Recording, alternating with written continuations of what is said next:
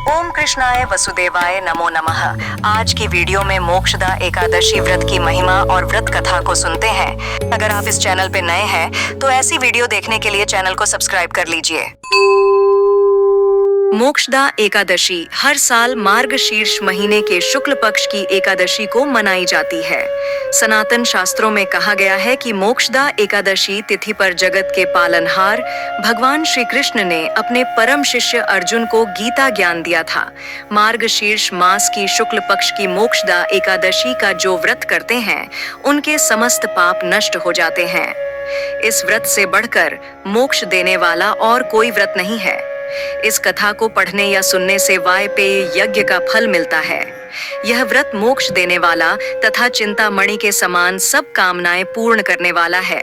मोक्षदा एकादशी की कथा इस प्रकार है। पौराणिक कथा के अनुसार प्राचीन काल में गोकुल नाम के नगर में वैखानस नामक राजा राज्य करता था। उसके राज्य में चारों वेदों के झाता ब्राह्मण रहते थे। वह राजा अपनी प्रजा का पुत्रवत पालन करता था। एक बार रात्रि में राजा ने एक स्वप्न देखा कि उसके पिता नरक में हैं। उसे बड़ा आश्चर्य हुआ। प्रातः वह विद्वान ब्राह्मणों के पास गया और अपना स्वप्न सुनाया। कहा, मैंने अपने पिता को नरक में कष्ट उठाते देखा है। उन्होंने मुझसे कहा कि हे पुत्र, मैं नरक में पड़ा हूँ, यहाँ से तुम मुझे मुक्त कराओ। जब से मैंने ये वचन सुने हैं तब से मैं बहुत बेचैन हूँ।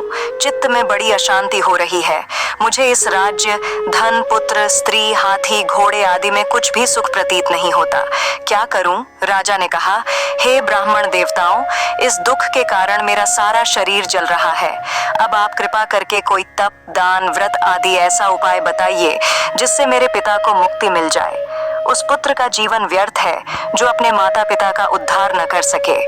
एक उत्तम पुत्र जो अपने माता पिता तथा पूर्वजों का उद्धार करता है वह 1000 मूर्ख पुत्रों से अच्छा है।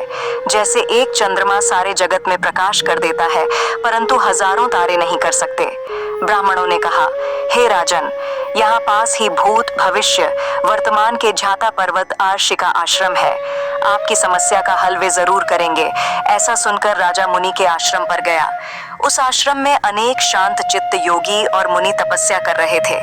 उसी जगह पर्वत मुनि बैठे थे। राजा ने मुनि को साष्टांग दंडवत किया। मुनि ने राजा से सांगोपांग कुशल पूछी। राजा ने कहा कि महाराज, आपकी कृपा से मेरे राज्य में सब कुशल है, लेकिन अकस्मात मेरे चित्त में अत्यंत अशांति होने लगी है। ऐसा सुनकर पर्वत मुनि ने आंखें बंद की और भूत विचारने लगे। फिर बोले, हे राजन, मैंने योग के बल से तुम्हारे पिता के कुकर्मों को जान लिया है। उन्होंने पूर्व जन्म में कामातुर होकर एक पत्नी को रति दी, किंतु सौत के कहने पर दूसरे पत्नी को रथुदान मांगने पर भी नहीं दिया। उसी पाप कर्म के कारण तुम्हारे पिता को नरक में जाना पड़ा। तब राजा ने कहा, इसका कोई उपाय बताइए। मुनि बोले, हे राजन, आप मार्गशीर्ष एकादशी का उपवास करें और उस उपवास के पुण्य को अपने पिता को संकल्प कर दें। इसके प्रभाव से आपके पिता की अवश्य नरक से मुक्ति होगी। मुनि के ये वचन सुनकर राजा महल में आया और मुनि के कहने अनुसार कुटुंब सहित मोक्षदा एकादशी का व्रत किया। इसके उपवास का पुण्य उसने पिता को अर्पण कर दिया।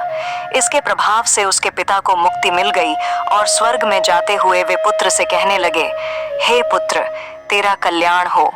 यह कहकर स्वर्ग चले गए।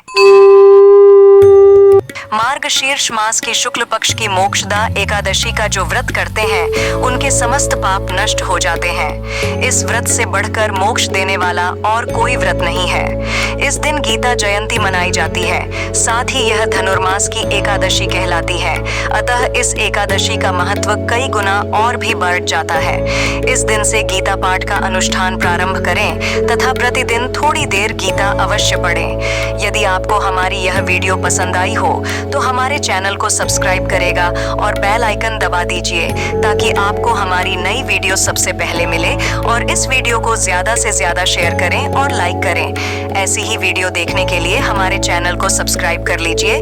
मिलते हैं आपसे नई वीडियो के साथ।